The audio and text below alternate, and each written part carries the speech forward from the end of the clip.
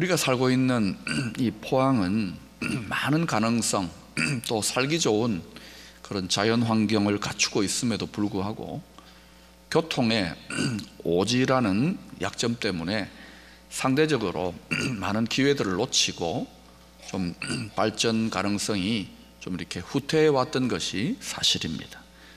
그러나 지난 3월 31일 7년간의 집중적인 노력, 그리고 국비 1조 2천억 이상을 투입하여서 고속철도 포항 KTX 노선이 개설되기에 이릅니다.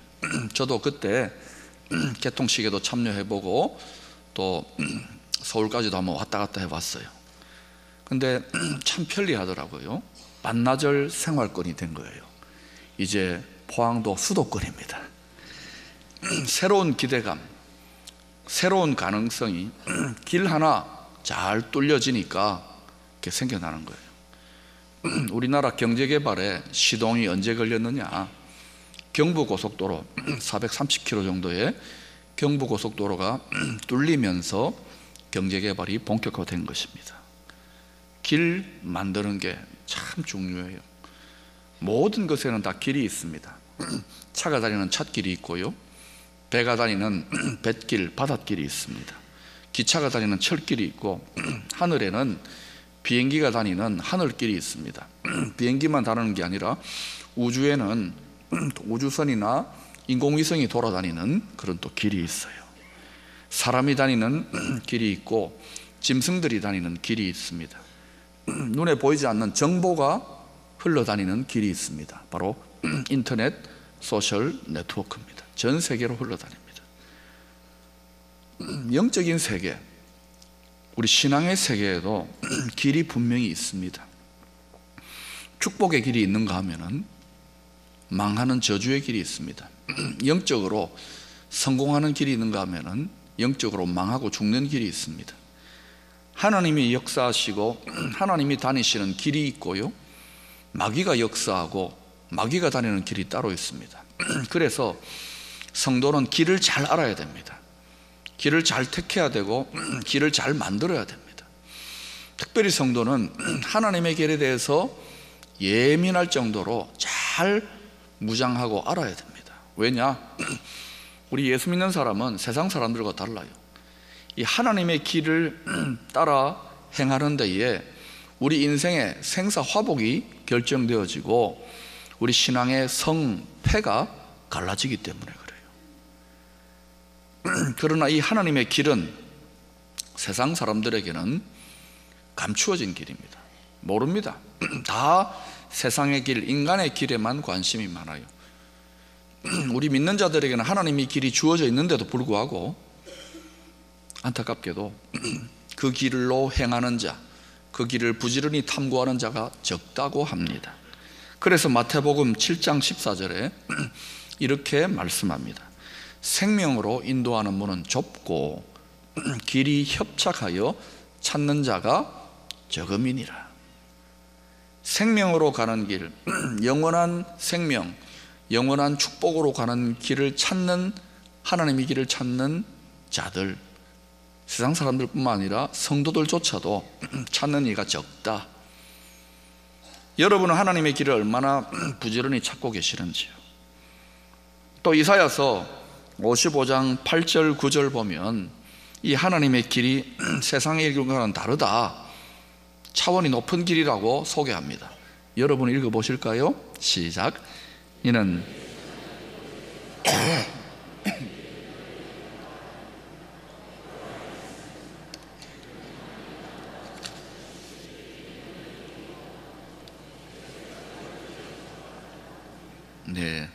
내 길은 너희 인간들의 길과는 다르다. 나 하나님의 길은 너희 인간들의 길보다는 훨씬 더 높은 차원의 길이라는 거예요. 여러분, 크리스찬의 비극 중에 하나가 뭐냐? 세상에 나가서 믿지 않는 사람들의 방식으로 성공하고 또 형통하려고 인간의 길, 세상의 길을 자꾸 추구합니다. 근데 그것은 낮은 차원의, 저차원의 길이에요. 예수 믿는 우리는 구별된, 차별화된 성공 방식, 높은 고차원적인 형통과 축복의 길이 있습니다.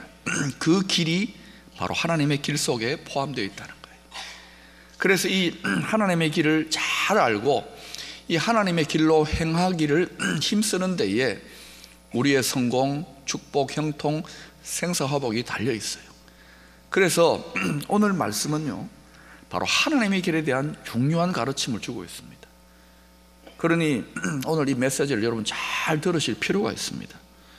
이 말씀이 먼저 선포되어진 역사적인 배경을 좀 객관적으로 이해하는 것이 필요합니다.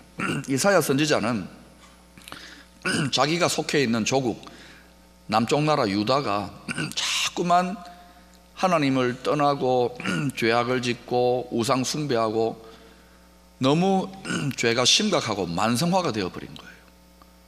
그러니까 이제 어때요? 하나님이 이사야 선지자를 통해서 예언하게 합니다. 너희들 회개하고 돌이키지 않으면 나라 망한다. 이방 나라 바벨론을 들어서 멸망시키겠다.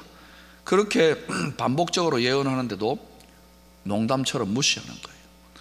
이사야서 66장의 내용 중에서 1장부터 39장까지가 회개 안 하면 망한다는 예언입니다. 그러다가 실제로 그 예언대로 망했지요. 그러다 40장부터 마지막 66장까지는 무엇을 다루느냐? 항상 망하게만 하시지 않거든요. 너희가 포로로 잡혀가고 나라가 망했지만 하나님은 다시금 그 크신 긍휼로 그 백성을 버리지 않는다. 너희들을 회복할 것이다.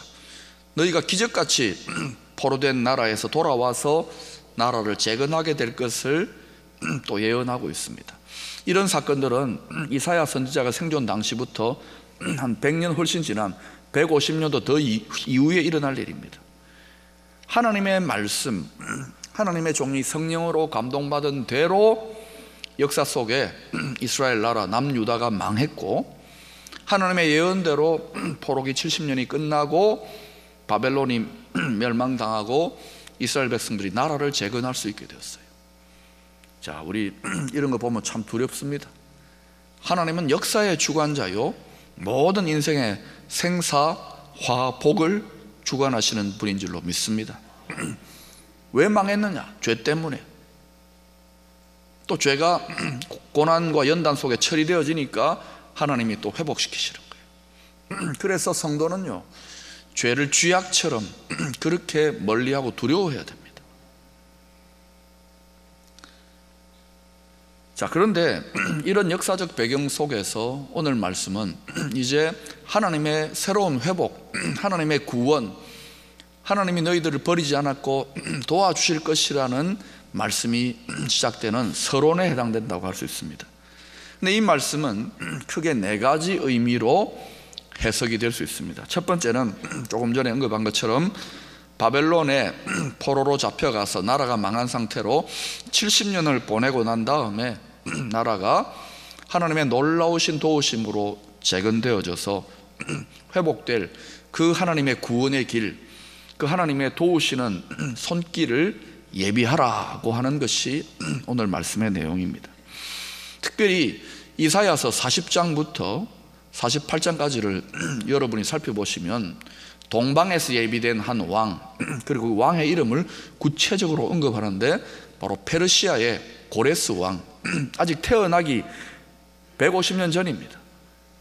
태어나기도 훨씬 전에 예비되어진 고레스 왕을, 나라도 아직 생기지 않은 그 나라를 지칭하고 왕을 이름을 딱 지칭해가지고 그가 바벨론을 멸망시키고 이스라엘 백성들을 돌아오게 하게 할 것이라고 합니다. 그리고 실제로 그 예언대로 이루어져요. 그래서 오늘 이 말씀은 이미 이스라엘 역사 속에 일어난 성취된 예언입니다. 두 번째로 이 사건은 바벨론 포로 생활에서 돌아와서 나라가 회복되고 성전이 재건되는 그 사건을 넘어서서 장차 오실 구약이 예언해 놓은 하나님의 구원자 메시아 예수 그리스도가 오실 길을 예비해야 된다는 더 깊은 예언적인 의미를 포함하고 있습니다. 실제로 신약의 사복음서 전체를 살펴보면 예수님, 구원자 예수님이 오실 길을 예비하는 사역을 했던 세례 요한에 대해서 설명할 때 오늘 이 말씀을 다 공통적으로 사용하고 있습니다. 자, 이 예언적 의미도 역사 속에서 성취되었지요. 그러나 또 세 번째, 장차 이 말씀을 따라서 예수님이 다시 오실 거라는 것이죠. 심판의 주로 모든 죄악을 멸하고 이 세상을 하나님 나라로 완전히 회복하시기 위하여 예수 그리스도가 다시 오실 것이라고 신구약 성경 전체에 예언되고 있습니다. 그 길을 예비하라고 하는 더 깊고 더 높은 차원의 예언적 의미가 숨어 있어요. 자, 그러면 오늘 말씀을 통한 이 예언적 의미는 아직 성취되었습니까? 성취되지 않았습니까? 아직 성취되지 않았잖아요. 왜 이렇게 대답이 시원치 않습니까? 예수님 다시 오셨어요? 아직 다시 오시지 않았잖아요. 이 세 번째 의미는 아직 살아있는 거예요. 그리고 더 중요한 것은 이 말씀이 지금 이 순간, 이 현재 대한민국을 살아가는 우리들에게 이제 의미가 있어야 됩니다. 이 네 번째 우리에게 적용될 수 있는 의미는 뭐냐? 우리가 살아가면서 우리도 포로된 것 같고, 우리도 망한 것 같고, 힘들고 어렵고 고통스럽고 시리와 탄식과 좌절 속에 빠질 때가 있지 않습니까? 그때 하나님의 구원의 손길, 하나님의 역사하심으로 도우시는 그 길을 예비하는 그런 말씀이 될 수도 있는 거예요. 이것은 이제 우리가 현재 경험할 수 있는 사건이 될 수 있는 그런 말씀이다, 이것이죠. 자, 그런데 특별한 것은 오늘 3절에서 설명하고 있듯이 이 하나님의 길, 하나님이 역사하는 길, 하나님이 도우시는 길이 다른 곳이 아닌 어디에서 예비되어진다고 말합니까? 오늘 3절을 보세요. 광야에서, 사막에서 그 길을 예비하라고 말씀합니다. 화려한 도심이나 고속도로 위에서 만들라는 게 아니라 바로 사람조차 없고 살기 힘들고 어려운 그러한 광야에서 하나님의 길을 예비하라고 말씀합니다. 자, 그러면 이 말씀에 우리가 비추어서 우리 삶을 돌아본다면 우리의 삶은 사실은 어때요? 걱정과 수고가 끊임이 없습니다. 돌아서면 이제 고3, 지옥 같은 고3 생활 끝나면 대학 들어가면 살 것 같지만 또 힘들고, 끝나면 또 취직전쟁, 또 결혼, 또 가정, 자녀 키우고 시집장가 보내면 또 편안할 것 같지만 인생은 끝없는 고통, 수고, 근심, 염려의 연속입니다. 그래서 우리가 어때요? 인생 전체가 광야. 그래서 신약의 사도행전은 이 세상을 살아가는 우리 성도들을 가리켜서 광야교회라고 하는 거예요. 광야교회. 이 세상, 이 죄 많은 그러한 세상에 살아가는 인생 자체가 광야라는 것이죠. 이러한 걱정과 수고가 끊임이 없는 광야에서 하나님은 무엇을 예비하라고요? 바로 하나님의 길, 하나님이 역사하시는 구원의 길을 예비하라고 말씀하십니다. 광야는 다른 곳이 아니라 어떤 곳이냐?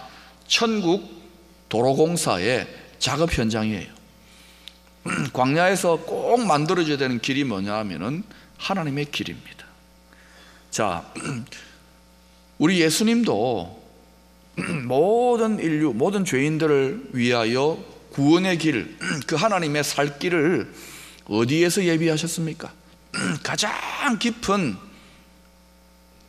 그러한 광야, 절망과 죽음의 가장 깊은 광야의 절정, 바로 십자가에서, 죽음의 십자가에서 하나님의 구원의 길을 예비하세요. 광야에서 하나님의 길을 예비하신다. 여기에 하나님의 솜씨, 하나님의 지혜가 있는 거예요. 오늘 이 4절 말씀 보면은 이 길을 잘 만들기 위해서 토목공사 하듯이 높아진 산은 깎아내고 침체된 골짜기는 도두어내고 울퉁불퉁한 길은 바로 하라고 그러는데, 실상 이것은 우리 마음 속에 있는 죄악을 제거하는 영적인 토목공사를 말하는 거예요. 사람들의 심령이 다 똑같으냐? 아닙니다. 사람들 마음의 내용을 살펴보면 하나님이 역사하실 수 있는 마음이 있는 거예요. 시편 84편 5절은요, 그 마음에 하나님의 길이 예비되어지는 성도의 복을 이렇게 설명합니다. 주께 힘을 얻고 그 마음에 무엇이? 시온의 대로가 있는 자는 복이 있나이다. 이 시온의 대로가 뭐냐? 이것은 하나님이 임하시는 성전을 시온이라 그래요. 이 시온의 대로는 하나님의 대로를 말하는 거예요. 어디에 시온의 대로가 만들어지느냐? 광야 인생 속에서 우리 믿는 자의 마음에 하나님의 대로가 예비되어진다는 거예요. 하나님을 믿노라 하지만 성도들의 하나님의 길, 마음에 예비된 하나님의 도로의 상황이 다 다릅니다. 어떤 사람은 죄와 상처의 장애물로 인하여 길이 꽉 막혀버린 분들이 있습니다. 이런 분들은 신앙생활 교회 왔다 갔다 하더라도 얼굴에 생기가 없어요. 바짝 메말라 있고 신앙의 즐거움, 영혼의 행복을 맛보지 못해. 왜? 꽉 길이 막혀 있습니다. 이런 분들은 정말 뚫어야 되는 거예요. 뚫어야 돼. 자기가 꽉 막혀 있는지도 지금 몰라요. 그러니까 옆에 있는 사람 얼마나 답답하겠어요. 또 어떤 사람이냐면 울퉁불퉁한 자갈길 같은 길이 있어요. 길이 나 있긴 하지만 너무 불편한 거예요. 너무 힘들어요. 하나님이 그 성도에 한번 역사하려면 너무 힘든 거예요. 하나님이 그 성도를 쓰시려면 너무 불편한 거예요. 또 어떤 성도는 길이 나 있긴 나 있는데 길이 굽어 있어요. 빼딱한 거예요. 항상 하나님의 말씀이면 하나님의 능력 역사에도 빼딱해요. 30.78도로 딱 이래가지고 빼딱해요. 늘 빼딱하게 쳐다보는 거예요. 똑같은 말을 해도 삐딱선을 타는 거예요. 그건 너무 굽어서 하나님이 역사하지만 너무 우여곡절들이 많은 거예요. 그런가 하면 어떤 성도는요, 그 길에 시온의 대로가 닦여 있는 거예요. 8차선, 16차선 막 이렇게 큰 대로가 넓고 평탄하고 깨끗한 도로가 예비되어 있으니까 거기에서 막 자동차가 싱싱 달리듯이 하나님이 능력으로, 평강으로, 은혜로, 시시때때로 지혜로 막 역사하시는 그런 성도의 내면이 있는 거예요. 성도의 삶의 질, 그 영혼의 행복은 무엇에 좌우되느냐? 우리 마음에 예비되어진 하나님의 길, 하나님의 역사하실 수 있는 그 길의 상태에 따라서 완전히 질이 다른 거예요. 내가 믿는 하나님은 뭐가 다르냐? 불평할 거 없어요. 다른 성도 부러워할 거 없어요. 내 마음의 길이 어떠한가? 여기에 관심을 가져야 되는 거예요. 여러분, 왜 예수님이 가는 곳마다 하나님의 능력이 항상, 언제 어디서나 항상 나타났을까요? 그것은 예수님의 마음이 하나님 아버지의 마음과 항상 일치되었기 때문에 그래요. 그래서 예수님은 항상 하나님이 그 길을 따라 나타나셨기 때문에 예수님이 가는 곳이 길이었어요. 하나님이 길. 그래서 예수님 스스로를 아예 길이라고 하는 거예요. 내가 곧 길이요 라고 이야기하는 거예요. 예수님 가면 항상 하나님이 함께 하시고 역사하셨기 때문에 하나님이 이런, 그래서 우리가 알아야 되는 것이 뭐냐면 우리 마음에 예비되어지는 영적인 대로이기 때문에 그것은 하나님의 마음을 따라 우리 마음으로 흘러요. 성령으로, 하나님의 영으로 흐른다고, 심령으로 흐르는 길이에요. 이 길이 막혀버리면 꼼짝 못합니다. 자, 다윗의 일생을 한번 보십시다. 겨우 목동입니다. 막내 아들, 취급도 못 받는 목동 주제에 한 나라의 왕이 되고 모든 전쟁에서 그 생명의 위협이 한두 번이 아닌데도 항상 하나님이 지키시고 반대자들, 대적자들 속에서도 그를 보호하시고 인도해 주셨어요. 그 이유가 뭡니까? 다윗의 별명이 뭡니까? 하나님의 마음에 합한 사람. 다윗은 늘 하나님의 마음 품기를 힘썼기 때문에 하나님의 마음을 따라 하나님의 모든 지혜, 능력, 도우심들이 마음과 마음을 따라 이심전심 대로를 따라 흘러갔던 거예요. 그러니 여러분, 우리도 하나님 마음 품기를 힘써야 돼요. 이거 빼앗겨버리면 끝장납니다. 우리 마음은 안 보이잖아요. 그러나 하나님은 마음을 보세요. 그래서 이것 관리하고 이것 지키는 데에 목숨을 걸어야 되는 거예요. 그런데 이런 다윗이라도 잠깐 동안 그가 죄악의 유혹에 넘어갔잖아요. 심각한 죄의 유혹에 넘어갔어요. 그때 여러분이 사무엘 상하를 읽어보세요. 그러면 그때 다윗의 일생 중에 가장 비참하고 비극적이고 원수에게 패배하고 당하는 일들이 일어나는 거예요. 하나님이 도우시지도 못해요. 이유가 뭘까요? 길이 막혔어요. 죄의 장애물로 인해 길이 꽉 막혔기 때문에 비참해졌던 거예요. 다시 왜 처절하게 눈물로 회개합니까? 길 뚫는 거예요. 하나님의 구원의 은혜, 하나님의 영을 떠나보내지 마시고 구원의 즐거움을 회복시키소서. 눈물로 회개하는 이유가 길을 다시금 만드는 거예요. 사랑하는 여러분, 여러분 마음속에 하나님의 길이 있다고. 하나님이 역사하시고 운행하시는 길이 있습니다. 이거 제대로 예비되지 않았으면 회개하시고 이 길을, 영적인 토목공사를 해야 돼요. 이거 공식이에요. 원리예요. 우리가 사도신경으로 신앙 고백할 때 자주 했던 고백이 뭡니까? 성령이 서로 뭐하는 것과? 교통하는 것과. 성령이 서로 교통하는 것과. 들어보셨어요? 예. 성령이 서로 교통하는 것과. 이 말이 무슨 말입니까? 성령께서 성도들 심령에 나 있는 하나님의 길을 따라서 그 길로 역사하시다가 이제는 길이 연결되는 거예요. 교회의 모든 문제, 성도의 신앙생활의 모든 문제의 고통의 대부분은 뭐냐? 하나님의 길이 막혀서, 하나님의 길이 연결되다가 탁탁 끊어져 가지고, 그래서 길이 엉망이기 때문에 길이 막혀서 문제가 생기고 고통이 생기는 거예요. 삼손, 엘리 제사장, 사울, 이 세 사람의 공통점이 뭡니까? 처음에는 길이 잘 닦여 가지고 하나님의 역사, 하나님의 도우심이 계속 나타났어요. 그러나 중간에 가다가 마음이 변질됩니다. 하나님 마음 품기에 실패하고 죄의 장애물이 그 길을 막으니까 그 다음부터는 엉망진창되면서 망해버리잖아요. 결국은 보이지 않는 길이지만, 신령한 우리 마음에 있는 길이지만 여기에 살 길이 있다는 것을 아셔야 됩니다. 요즘 재선충 때문에 이 지역의 소나무들이 순환을 당합니다. 교회 뒷산에도요, 재선충 소나무 베어내가지고 나무 묶어놓은 무덤들이 많습니다. 나무 무덤들이 많아요. 그 아래에서 깨어난 유충들이 소나무 그를 특히 좋아하나 봐요. 그 안에 파고 들어가가지고 물과 양분이 흐르는 물관, 채관, 그 길을 거기서 양분을 빨아먹다가 탁 그걸 막아버리는 거예요. 그러면 어때요? 이게 올라가다가 다 유충이 다 빼앗아 먹으니까, 재선충이 빼앗아 먹으니까 시름시름 노랗게 되어 가다가 결국은 말라서 죽어버리는 거예요. 제 아무리 큰 고목이라도 쓰러져 버리는 거예요. 뿐만 아니라 이거는 한 나무만 그런 게 아니라 전염되어져요. 그래서 이게 심각하다는 거예요.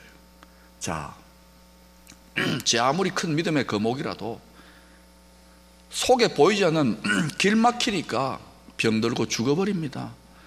여러분이 지금까지 믿음의 거목으로 기쁨의 교회 공동체가 큰 교회로 쓰임받아 왔다 하더라도 하나님 보시기에 하나님의 길, 우리 심령마다 예비된 하나님의 길이 막혀버리면 병들어요. 끝나버리는 거예요. 그래서 이 마음이 굳어지거나 이 마음이 변질되지 않기를 두렵고 떨림으로 예비해야 되고, 또 성도들 간에 하나님의 길이 연결되어야 되는 거예요. 그러면 신진대사가 왕성한 그리스도 몸이 되어가지고 그냥 있어도 하나님의 놀라운 기적 같은 역사와 축복들이 나타나게 되는 줄로 믿습니다. 그래서 나 하나를 위해서만이 아니라 다른 성도, 교회 공동체 전체가 살기 위해서라도 성령이 하나 되게 하신 것을 위해 화해하고 화평하고 길 만드는 데 열심히 내야 되는 줄로 믿습니다. 사랑하는 여러분, 언제나 형통하고 푸른 감람나무처럼 건강한 성도, 교회 공동체는 이 하나님의 길에 굉장히 예민합니다. 부지런히 관리합니다. 건강관리 잘하지 않습니까? 그건 못지않게 이게 중요한 거예요. 이렇게 길이 잘 만들어지면 원리대로 하나님의 영광이 나타나요. 하나님의 영광이 별거 아닙니다. 마치 눈으로 보는 것처럼, 실제로 눈으로 보는 경우도 있지만 마치 눈으로 보는 것처럼 역사가 나타나요. 축복이 나타나고 능력이 나타나고 도우심이 나타나는 거예요. 예수 그리스도 오셨지요. 또 바벨론에서 포로에서 돌아왔지요. 눈으로 나타나는 것처럼 장차 눈으로 나타나는 것을 보게 돼요. 주님이 다시 오시는 것을. 우리의 고달픈 삶 속에서도 눈으로 나타나는 것 같은 예수님의, 하나님의 도우시는 역사가 이 길이 예비되어 좀 나타난다 이것이죠. 그래서 여러분, 우리 하나님의 길을 잘 만듭시다. 성령이 교통이 왕성한 교회 공동체 이룰 수 있기를 축원합니다.